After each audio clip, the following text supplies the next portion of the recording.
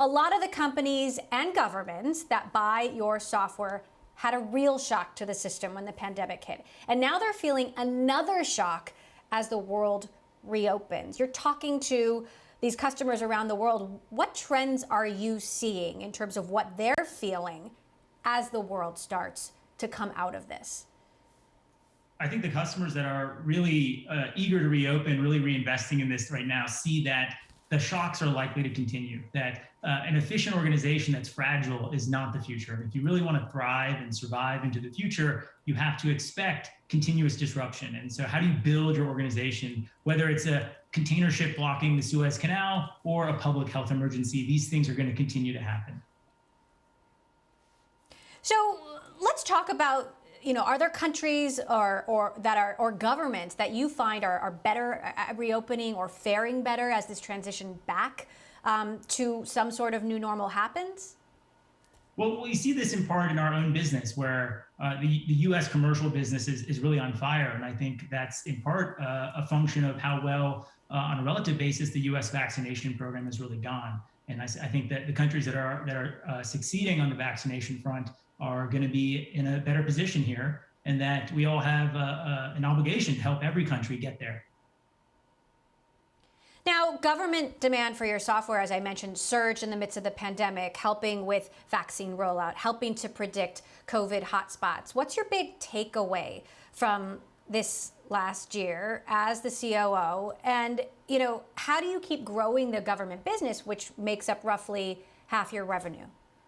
So we helped over 100 organizations, government and commercial, in the context of the pandemic, helping them with durability of operations, helping them with disrupted demand, shocked supply, allocating PPE and vaccines, as you mentioned here. And the thing that sticks out to us across all these experiences, across all these organizations, is that they are all structurally stymied by how locked in their data is to legacy systems. That was really the first problem we were helping all these customers with, is getting at their own data to make better sense of it, make better decisions with it, to drive their business and survive or provide a public service. And really, Alex mentioned this on Monday, but we're going to be offering our software for free to all major companies around the world who employ large numbers of folks who are crucial, who make and produce and distribute things that are crucial to restarting the economy, to help get things restarted, help get back to full unemployment, make sure that no one is left behind simply because they're locked into old platforms. Now, Cathie Wood's ARK Invest just added you to their fund. She's got a huge retail following. Just today, there's been a ton of chatter online among retail investors about Palantir. How do you feel about this new interest? We're proud of our investor base. We're excited by the folks who are cheering us on and really believe in our long-term vision here. I would reiterate Alex's position in our own. I've been at Palantir for 15 years. I certainly hope that I'll be lucky enough to be here for 15 more. And we're building a really sustainable business for the long term that we think can be one of the most important software companies in the world. Now, Palantir has pitched itself as the operating system for government, and yet you've got privacy advocates out there who are concerned about this outsized influence and claim that it's allowing companies and governments to weaponize data to perhaps find and deport individuals from certain countries or unfairly target people of color. What's your response to some of this criticism? Well, in an open society, we welcome this sort of critiques. I think the thing that's actually very misunderstood about Palantir is that we don't hold any data. We don't collect any data. We help our customers bring together their data in our enterprise software platform to make better decisions. But we do that with the principled perspective. A huge swath of the 15 years and $3 billion of R&D that we put into our products is actually about enhancing privacy while enabling effectiveness of businesses or government organizations. So whether that's Datenschutz in the German context or privacy and civil liberties in the Anglosphere, helping companies actually be more effective and more compliant is crucial. If you look at the work that we've done with NHS England with the vaccine rollout, we've incorporated an entirely new privacy framework called purpose-based access control that I think is going to be the gold standard for how you protect the information of citizens, how you govern the use of the data, how you ensure data and AI models are only being used for the purposes that are legally allowed, and you have a full audit trail, full inspectability. I'm really excited about that. Now, Palantir has offices around the world, but you just moved headquarters from Silicon Valley to Denver. You've personally just moved to Denver yourself. There's always been this sort of lore and mystique around Palantir, this, the defending the Shire and Lord of the Rings references. How has the culture changed since Palantir's become a public company? And is there a new Palantir emerging in Denver?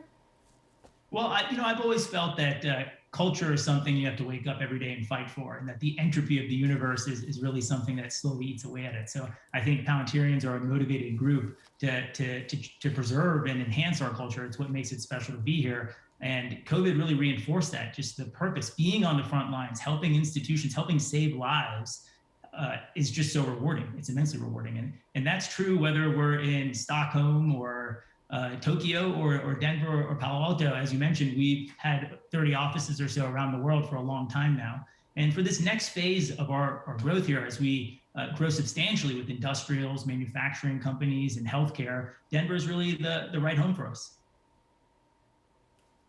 Now, your chairman, Peter Thiel, has expressed concern about Bitcoin, that it could be used by China as a financial weapon. And then there's been ensuing speculation that Palantir software could somehow help counter that. What are your thoughts on his remarks, and is there any appetite to use Palantir technology to that end?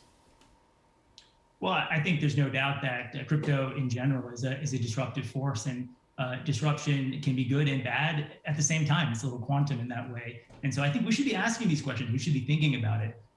We should be exploring it from all angles, and we certainly are from our perch at Palantir. Now, I want you to take us into the future. We've got about a minute left. In the last year, so many companies and governments have compressed years of tech adoption into one. What does that mean for the next 5 to 10 years? How differently positioned are they to perform?